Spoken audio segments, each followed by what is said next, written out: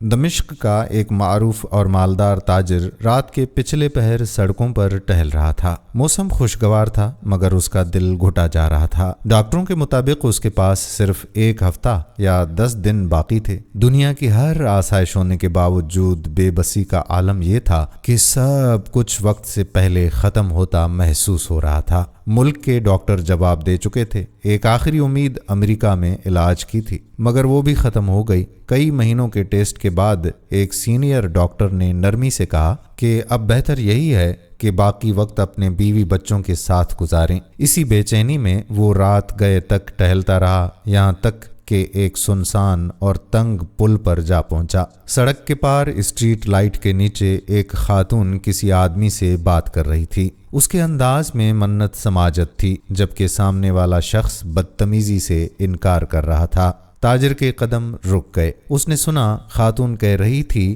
کہ خدا کے لیے مجھے پیسوں کی ضرورت ہے، بچے بھوکے ہیں، میں تمہارے ساتھ چلنے کے لیے تیار ہوں۔ وہ آدمی اس کی قیمت آدھی سے بھی کم لگاتا رہا، پھر کندھے اچکا کر چلا گیا اور خاتون حسرت بھری نظروں سے کھڑی رہ گئی۔ تاجر کچھ دور جا کر رکا، پھر واپس لوٹا۔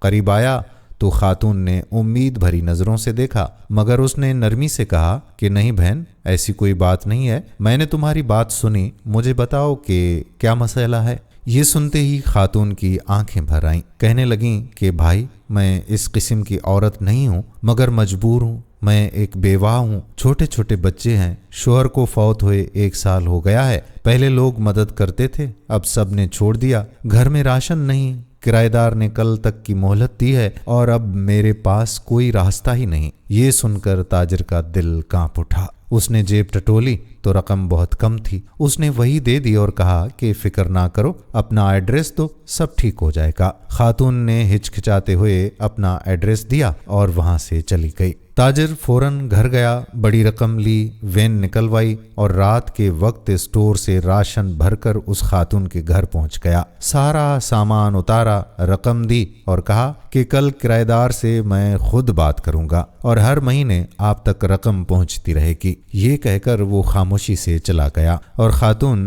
حیرت اور آنسوں میں کھڑی دیکھتی رہ گئی۔ اب تاجر کی حالت بدل چکی تھی، دل کو عجیب سکون ملا تھا۔ اس نے وصیت لکھی کہ ہر ماہ اس ایڈریس پر رقم بھیجی جائے۔ پھر دن گزرے، ہفتے گزرے، مہینے گزرے اور وہ زندہ رہا۔ 1 سال، 5 سال، 10 سال، حتیٰ کہ پورے 20 سال، اور وہ مسلسل خاموشی سے صدقہ کرتا رہا۔ پھر ایک رات وہ تہجد کے لیے اٹھا، وضو کیا، نماز شروع کی اور سجدے میں ہی اس کی روح پرواز کر گئی۔ کہانی یہاں ختم نہیں ہوتی۔ جب اس کی وصیت کھولی گئی تو اس میں وہی ایڈریس تھا۔ اولاد رقم لے کر وہاں پہنچی، دروازہ کھلا، وہی خاتون اب عمر رسیدہ۔ انہوں نے کہا کہ آپ کے والد کے ہم پر بہت احسانات ہیں مگر اب رقم کی ضرورت نہیں۔ بیٹے نے حیران ہو کر پوچھا کہ کیوں؟ خاتون کی آنکھوں میں خوشی کے آنسو تھے۔ کہنے لگی کہ اللہ کے فضل سے 1 مہینہ پہلے میرے بیٹے کو نوکری ملی اور 7 دن پہلے اس نے پہلی تنخواہ لی ہے۔